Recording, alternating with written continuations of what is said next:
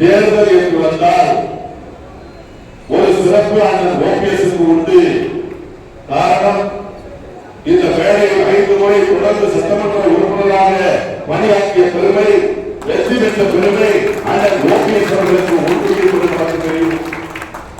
தேர்தல் என்று வந்தால் இதய புரட்சித் தலைவி அம்மா அவர்கள் கூட்டணிக்கு யாரை எதிர்த்தார், பேசுவதற்கு யாரை அனுப்பினார் என்று சொன்னால் இங்கே மேடை வீட்டிற்கும் நம்முடைய ஒருங்கிணைப்பாளர் அண்ணன் ஓபிஎஸ் தான் என்பதை இந்த நாளையும், அதே போன்று தேர்தலில் வியூகம் என்று சொன்னால் கடந்த நாடாளுமன்ற தேர்தலில் 40 தொகுதிகளில் 2019ஆம் ஆண்டு எல்லோரும் 4 லட்சம் 5 லட்சம் என்று சொல்லி அப்போது முதலமைச்சராக இருந்த எடப்பாடி தொகுதியில் கூட லட்சக்கணக்கில் தோற்றபோது வெற்றி பெற்ற ஒரே தொகுதி தேனி தொகுதி என்பதை தெரிவித்த பெருமை அண்ணன் ஓபிஎஸ் அவர்களே சாரும்.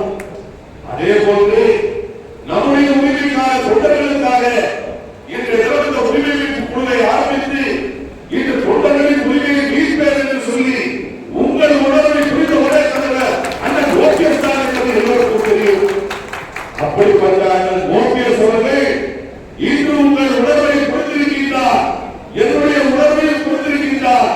இந்த சூழ்நிலை நம்முடைய முடிவு எந்த முடிவாக இருந்தாலும் அண்ணன் ஓபிஎஸ் அவர்கள் தொண்டர்களுடைய முடிவாக கண்டிப்பாக இருப்பார் என்பதை தெரிவித்து சுயமரியாதை உள்ள கூட்டம் இந்த கூட்டம். கொடி சின்னம் இல்லை என்றாலும் கொள்கைக்காக இருக்கின்ற கூட்டம் நம்முடைய கூட்டம் என்பதை இந்த அனைவரும் நிரூபித்து காட்டுகிறீர்கள். அப்படிப்பட்டவர்கள் அண்ணன் ஓபிஎஸோடு இருப்பவர்கள் சுயமரியாதை பாதுகாக்கப்பட வேண்டும், சாமூகிகமாக செயல்பட வேண்டும், இந்த இயக்கம் பாதுகாக்கப்பட வேண்டும்.